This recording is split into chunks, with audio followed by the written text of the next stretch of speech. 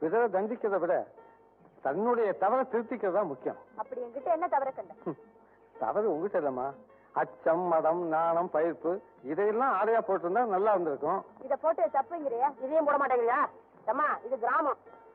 அம்மா எல்லாரும் ஒரு விதமா இருக்கும்போது நீ மட்டும் தனி விதமா இருந்தா உனக்கு தான் ஆபத்து. கேட்டா இது புத்தி சொல்லி திறந்திருக்க கேஸ் இல்ல, அனுபவத்துல திறந்திருக்க கேஸ். அண்ணா நான் வரேன்.